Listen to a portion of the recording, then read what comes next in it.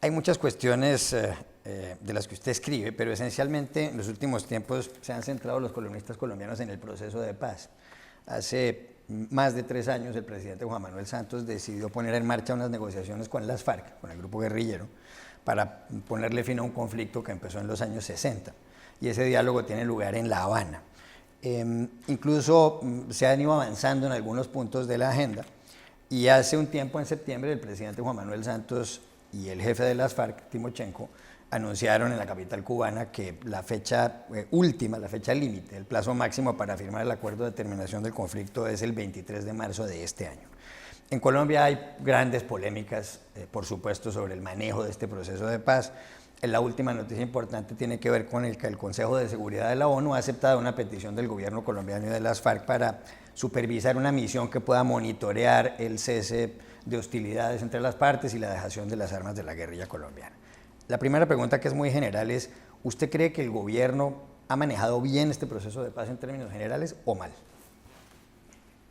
Yo creo que lo ha manejado bien con respecto a las FARC y muy mal con respecto a la población colombiana en general. El gobierno no ha sabido explicarle a la gente en qué consiste exactamente el proceso, ha permitido que sean los críticos del proceso los que tengan la voz cantante, es decir, el expresidente Uribe, que es enemigo acérrimo del proceso de paz, es el que ha venido explicando las cosas. El gobierno no ha hecho más que reaccionar ante las explicaciones de Uribe, que son en general falsas, pero eso no lo ha sabido hacer. Realmente el gobierno no tiene credibilidad en este momento, ni con respecto al proceso de paz, ni con respecto a prácticamente nada. Ese es un problema de Santos desde el principio, no desde el principio de su gobierno, desde el principio de su carrera política. ¿Usted cree que van a firmar la paz antes del 23 de marzo o como mucho ese día? No, yo creo que no se puede cumplir esa fecha. Yo creo que sí se va a firmar la paz, pero no creo que se firme antes de marzo, ni mucho menos. Yo creo que eso toma por lo menos un año más. ¿Y por qué piensa eso? Porque les faltan muchos puntos de discusión. Es que en los 3 años y medio que llevan discutiendo han ido apartando puntos para después, ¿no? Es decir, las cosas que se han firmado, las cosas que se han acordado, están llenas de salvedades, y yo creo que son demasiadas esas salvedades, más lo que todavía falta para que se pueda hacer eso en marzo. Una de las críticas más fuertes al proceso de paz, no solamente la han hecho algunos sectores de la opinión colombiana, sino organizaciones no gubernamentales, ONGs como Human Rights Watch en los Estados Unidos, y tienen que ver con que dicen que aquí va a haber impunidad. Según un acuerdo relacionado con la justicia transicional entre las partes, si por ejemplo una persona, un miembro de las FARC, ha cometido un delito de lesa humanidad, un delito grave, por supuesto no va a ser amnistiado, pero si confiesa el delito y lo hace con rapidez y en detalle ante un tribunal especial que se va a crear, pues podría estar sujeto a una restricción efectiva de la libertad, que así se llama. Esto podría ser, por ejemplo, estar en un municipio o en un departamento, no se sabe muy bien, o en una finca, y por supuesto tendría esa persona que llevar adelante unas tareas de reparación a las víctimas, y además se le podrían en ese caso restablecer los derechos políticos. Y esa restricción efectiva de la libertad es entre 5 y 8 años. Algunas ONGs dicen, repito, como Human Rights Watch, que esa justicia transicional, como se llama, es un disfraz de impunidad. ¿Usted cree que eso es impunidad? Yo creo que hay bastante impunidad, naturalmente, y me parece inevitable. Es que lo que se está conversando con las FARC es las condiciones de la entrega de una guerrilla que no ha sido derrotada. En consecuencia no están dispuestos, puesto que no han sido derrotados, a dejarse juzgar y a dejarse condenar. Yo creo que todas las guerras se terminan con una gran dosis de impunidad, si no, no se terminarían nunca. También va a haber una gran dosis de impunidad para el otro lado, porque se olvida, es decir, los que no están de acuerdo con las conversaciones de La Habana, olvidan que en la guerra colombiana ha habido culpables de crímenes terribles de parte y parte, no solo únicamente de parte de la guerrilla, sino también de parte de los agentes del Estado, del ejército, de la policía y de muchísimos civiles que han colaborado con un lado o con el otro. Y de lo que se está acordando en La Habana es que va a haber juicio para todo el mundo, va a haber impunidad también para todo el mundo. Es decir, va a haber una justicia insuficiente. Desde el punto de vista de José Miguel Vivanco, Human Rights Watch, a él le parece eso una, no recuerdo cómo fue que lo llamaba, una piñata de impunidad o algo semejante. Y sí, claro que lo es, pero es que él lo mira únicamente desde el punto de vista de la justicia y se le olvida la parte de la paz. Es decir, la paz exige una cierta dosis de impunidad. Usted dice que las FARC no han sido derrotadas, que esto es un acuerdo de paz con una guerrilla que no ha sido derrotada, pero para muchos observadores sí lo ha sido. Es decir, el gobierno del presidente Juan Manuel Santos durante su gobierno fue dado de baja, como dicen en Colombia, el jefe de las FARC, Alfonso Cano. Durante el gobierno del presidente Álvaro Uribe, el anterior a Santos, pues fue dado de baja, repito, como dicen las Fuerzas Armadas colombianas, el número 2 de las FARC, que fue Raúl Reyes. Ocurrió lo mismo con el Mono Jojoy también, que era el jefe militar de las FARC. ¿No será que, como dicen algunos, las FARC están sentadas a la mesa justamente porque temen ser derrotadas o estaban a punto de ser derrotadas? No sé si estaban a punto de ser derrotadas o no, pero el hecho es que se sentaron a la mesa antes de ser derrotadas. Sí, a las FARC les han dado muy duro en tiempos, no solo en tiempos de Santos y en tiempos de Uribe, sino desde antes. Las FARC han perdido miles y miles y miles de combatientes en el curso de sus 50 años de lucha contra el Estado colombiano. Y evidentemente lo que no estaban era ni mucho menos ganando. No es que no, por supuesto que estaban perdiendo muchas cosas y por eso se ponen a conversar. Si estuvieran ganando, naturalmente que no hubieran.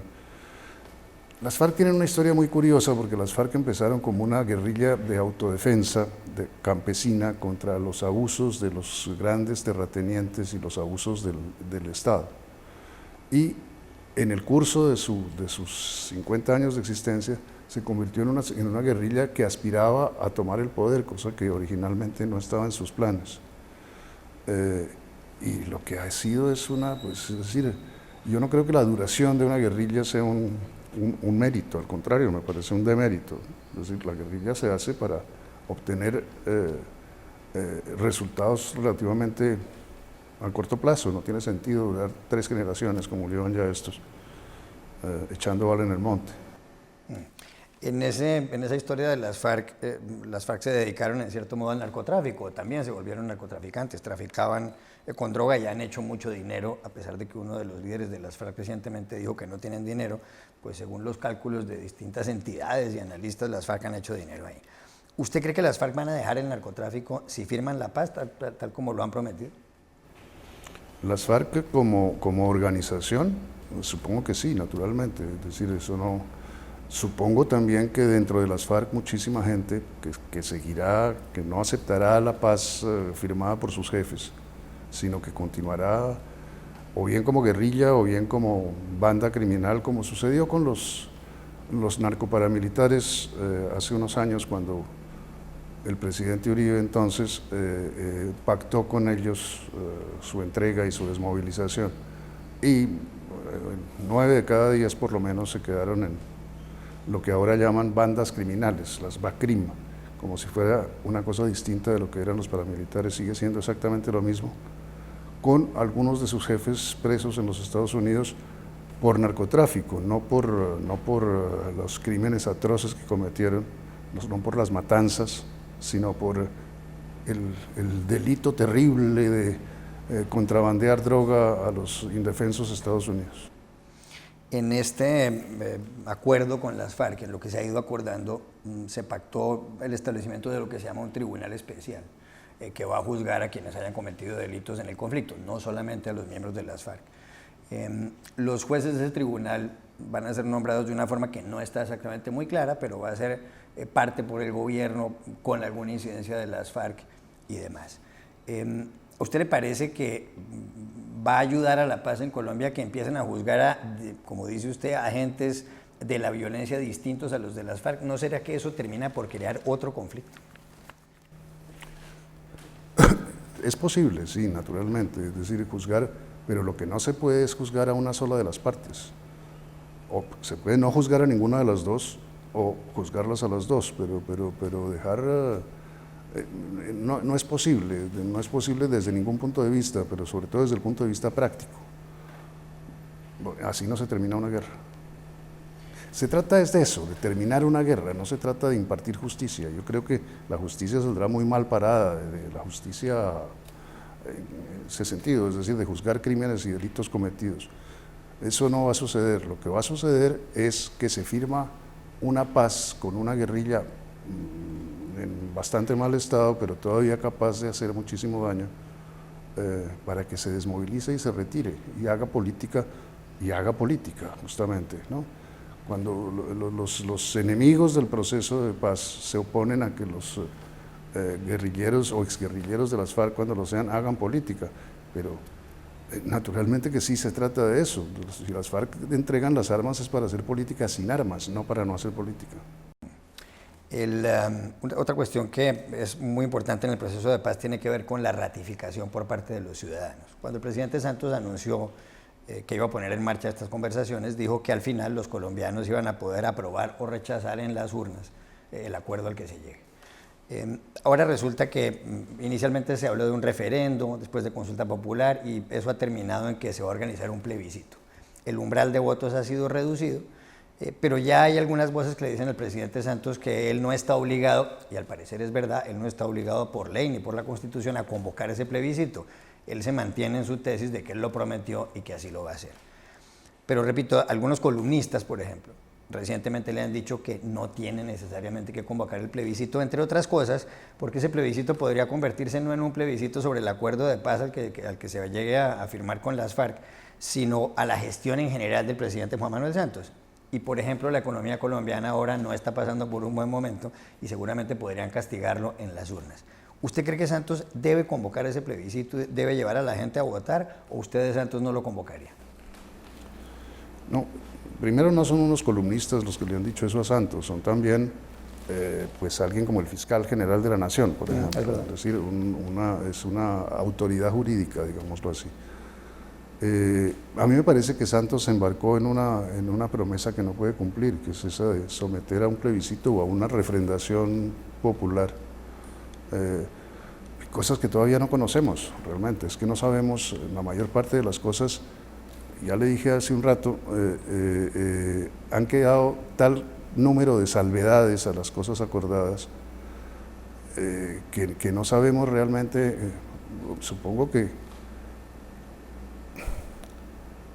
el problema vuelve a ser el mismo, que es la falta de claridad que ha tenido el gobierno frente a la población.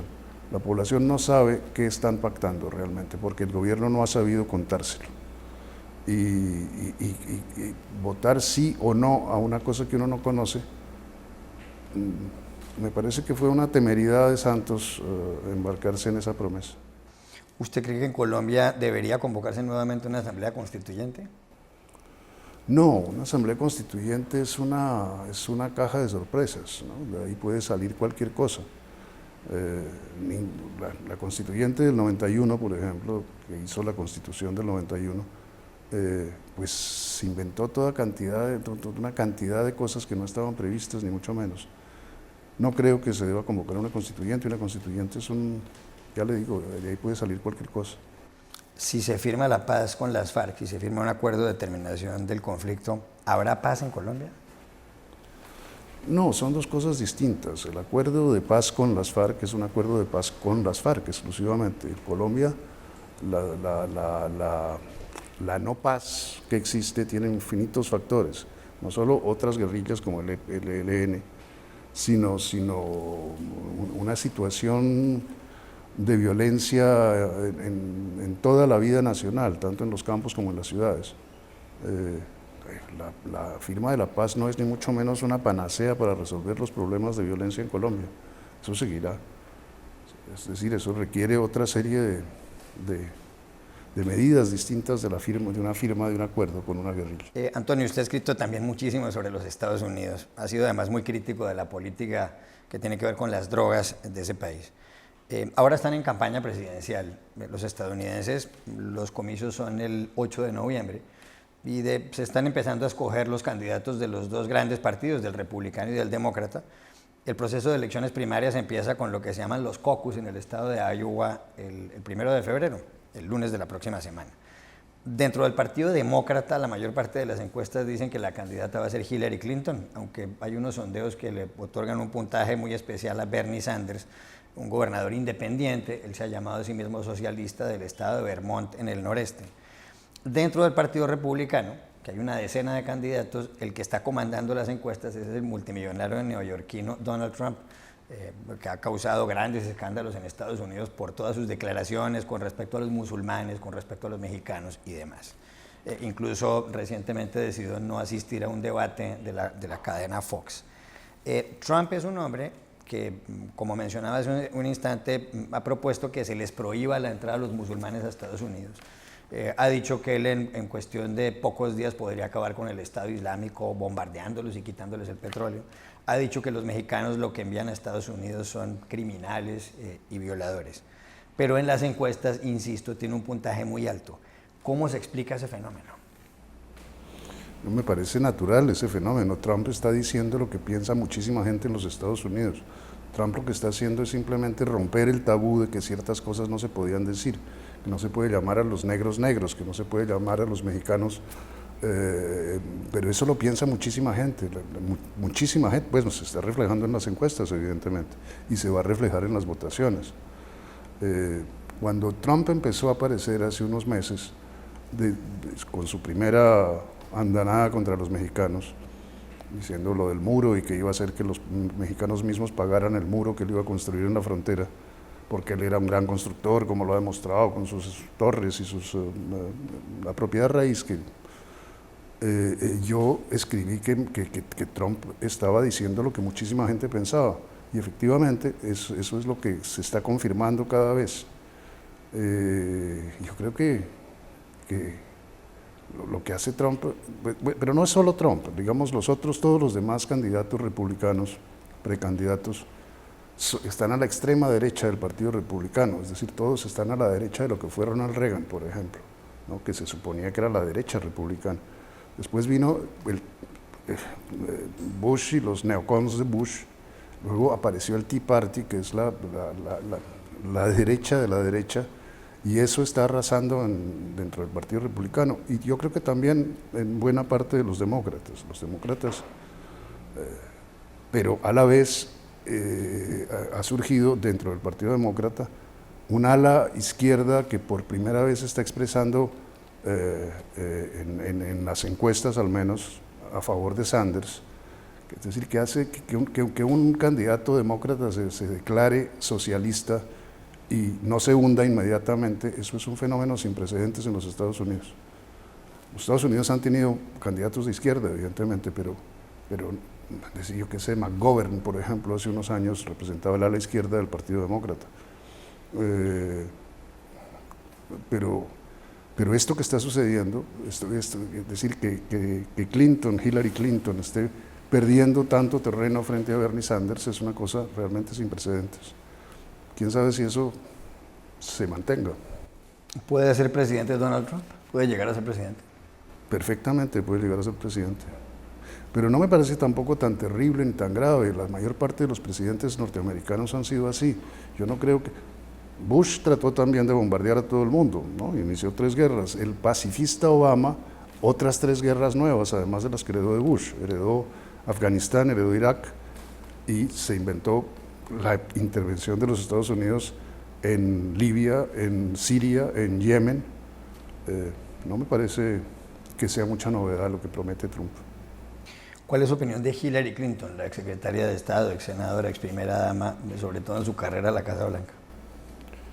Pues me parece una oportunista, eso lo ha sido siempre, desde que era primera dama, digamos, pero sobre todo después cuando fue senadora. Cuando fue senadora aprobó todas las guerras de George Bush, desde el Senado.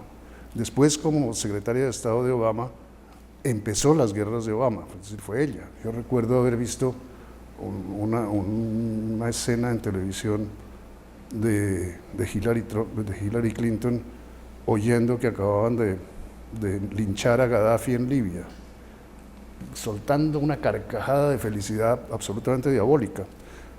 A mí me parece que Hillary representa exactamente la derecha del Partido Demócrata, así como Clinton, su marido, era el centro del Partido Demócrata. ella es la derecha del Partido Demócrata.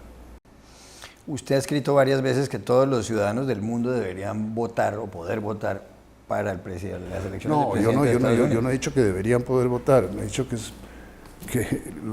el presidente de los Estados Unidos tiene mucho más poder sobre los ciudadanos del mundo que sobre los ciudadanos de los Estados Unidos. Los ciudadanos de los Estados Unidos están defendidos del poder presidencial por otro montón de poderes locales, es decir, tanto el Congreso como los jueces, y en lo local, pues los distintos, desde los gobernadores hasta los sheriffs de condado.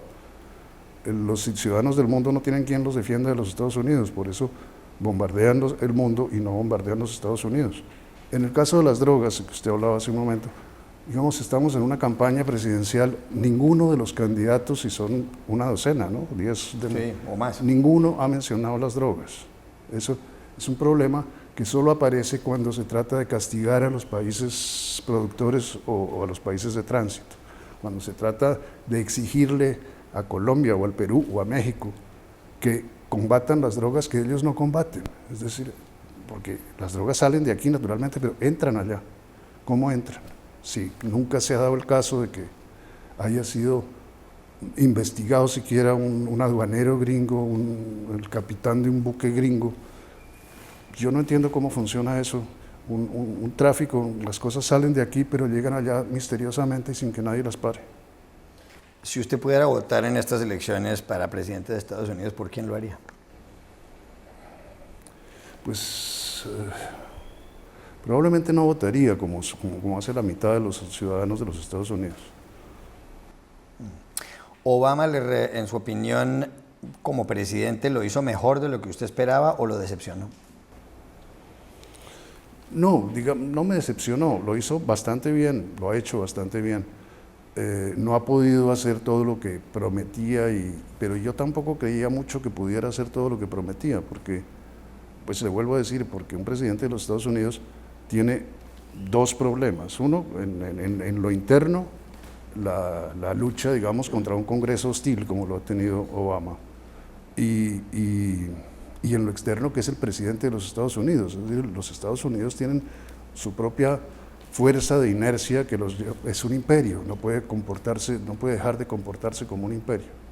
Entre otras, por eso es una de las cosas que promete Trump, y con lo cual gana aplausos, que es que va a volver a comportarse como un imperio sin complejos, que él va a bombardear a quien sea, a hacer lo que quiera y ser obedecido.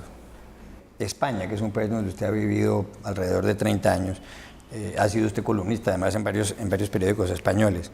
El pasado 20 de diciembre hubo lo que se llama ya elecciones generales, para escoger a las personas que iban a ocupar los 350 escaños del Congreso de los Diputados, el Congreso que a su vez elige al jefe del Ejecutivo, al presidente del gobierno español. Se estaba tratando de establecer quién va a reemplazar a Mariano Rajoy, que es el líder del Partido Popular, el PP, que es un partido conservador, que hasta ahora tenía mayoría absoluta en el Congreso de los Diputados. Pero en esta votación nadie logró ningún tipo de mayoría. El Partido Popular consiguió 123 escaños, seguido por el Partido Socialista Obrero Español, el PSOE, cuyo líder es Pedro Sánchez, que consiguió 90 escaños, el peor de sus resultados en muchísimo tiempo. Y después aparecieron dos partidos emergentes. El tercero es Podemos, un partido de izquierdas, cuyo líder es Pablo Iglesias. Y el cuarto es Ciudadanos, un partido que se describe como de centro-derecha, que tuvo origen en Cataluña, cuyo jefe es Albert Rivera. No se ha podido formar gobierno en España, porque no se han podido poner de acuerdo. Hace pocas horas, el expresidente socialista del gobierno español, Felipe González, ha dicho que en realidad debería haber un pacto entre los dos grandes partidos.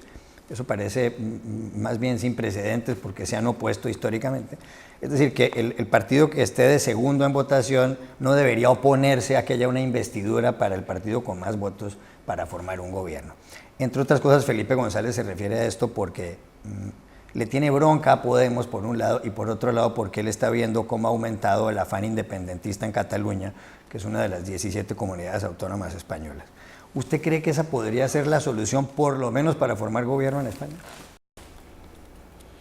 No me parece, es decir, eso se ha intentado, se ha hecho en muchos sitios, la gran coalición entre enemigos tradicionales, adversarios tradicionales, vamos, en Alemania, en Francia, en Inglaterra, la última coalición entre conservadores y liberales Y en Italia no digamos, pues en Italia se han hecho toda suerte de coaliciones contra natura. Pero no me parece, yo creo que la solución para este bloqueo español es que se convoquen nuevamente elecciones. Los gobiernos es que España tiene relativa, pues es muy breve la experiencia democrática de España, son apenas 40 años, digamos. Entonces, hacer un gobierno de minorías, como se han hecho tantas veces en Italia o en Francia o en Alemania también, me parece muy difícil en la experiencia española, pero por eso yo creo que la salida pues, es convocar nuevamente elecciones, cosa que está prevista en la Constitución española. ¿Qué explica el fenómeno de Podemos, un partido de izquierdas que recogió en parte a los indignados, que consiguió en las elecciones municipales un resultado bastante bueno y que en estas elecciones también logró una muy buena votación? Los indignados, justamente, lo que me lo acaba de mencionar usted. Podemos es el resultado de la gente de la Puerta del Sol, no me recuerdo cómo se llamaba eso. Sí. Los indignados con la corrupción fundamentalmente de los dos grandes partidos, del PP y del PSOE, la corrupción de la clase política en su conjunto, la corrupción en general de la sociedad española, pero en particular de la clase política. Eso explica Podemos, que es un partido de los, vuelvo a lo mismo, de los indignados. Más curioso es Ciudadanos, que también viene de lo mismo, es decir, viene del sentimiento de impotencia ante la corrupción de los políticos, pero que es un movimiento de derecha, de centro derecha. ¿Qué puede pasar en España, donde el Partido Popular, el partido de gobierno, está sumido en grandes casos de corrupción? Está, por ejemplo, el escándalo de Bárcenas, un hombre que era tesorero del PP y que les daba unos pagos en dinero no declarado a los líderes del partido. Está el caso de Rodrigo Rato, que fue vicepresidente del gobierno español y además director gerente del Fondo Monetario Internacional, que está también acusado, incluso le han imputado varios delitos. Y en el caso del Partido Socialista hay también escándalos de corrupción. En el caso de Podemos se los vincula, ahí no es un tema de corrupción, pero se los vincula con el chavismo, y el chavismo les ha dado dinero a los señores de Podemos. Está en el caso de políticos regionales, también hay algunos escándalos tremendos, como el de Jordi Pujol, que fue por más de 15 años presidente del gobierno catalán y resulta que tiene dinero en paraísos fiscales. Y tienen, para rematar, los españoles problemas con la corona, o con miembros que eran de la familia real, como el del yerno del ahora rey emérito Juan Carlos de Borbón, Iñaki Urdangarín, con unos escándalos de corrupción organizando eventos deportivos. ¿Es que no queda nadie en pie en el panorama político español? Pues más o menos no queda nadie en pie, sí, y por eso surgieron estos dos partidos nuevos. Lo de Podemos con el chavismo, pues eso mismo sucedió hace 30 años con el Partido Socialista Español y los socialistas alemanes en tiempos de Willy Brandt y Felipe González. El partido alemán le dio muchísimo dinero al Partido Socialista Español, con eso hicieron las primeras campañas electorales. Cuando volvió la democracia en el año 75 a la muerte de Franco. No me parece escandaloso realmente que se reciba, es decir, en el sentido que no es novedoso tampoco, ¿no? Y no fue nunca sancionado, por el contrario, el Partido Socialista Español llegó al poder en buena parte gracias a que lo había mantenido el partido alemán. Pero pues volvemos a lo mismo, es decir, la corrupción abarca toda la clase política. Estos, tanto de Podemos como del Partido Ciudadanos, lo que tienen fundamentalmente es que son jóvenes, en consecuencia, y no han tenido nunca acceso al poder, en consecuencia no se han corrompido todavía. Una última pregunta, con esos escándalos de Iñaki Urdangarín, el yerno del quien fuera rey de España, Juan Carlos, más los escándalos del propio rey Juan Carlos, ¿debería continuar la monarquía en España? La monarquía no tiene nada que ver, la institución de la monarquía siempre ha sido corrupta, digamos, por el contrario, todas las monarquías en el mundo. Y cuando ha habido cambios de dinastía, pues eso lo que ha llevado es al enriquecimiento de la dinastía que sigue. Las virtudes de la monarquía no tienen nada que ver con la transparencia administrativa, digámoslo así. ¿Pero le sirve a la monarquía, le sirve a España la monarquía actual? Pues se está mostrando que le sirve cada vez menos, por ejemplo, porque la monarquía, una de sus virtudes era mantener la unidad de España, y con las tentaciones secesionistas de Cataluña, del País Vasco, y también, porque también existen en Galicia y en Valencia, pues se está mostrando que la monarquía no es el pegante que mantiene a España unida.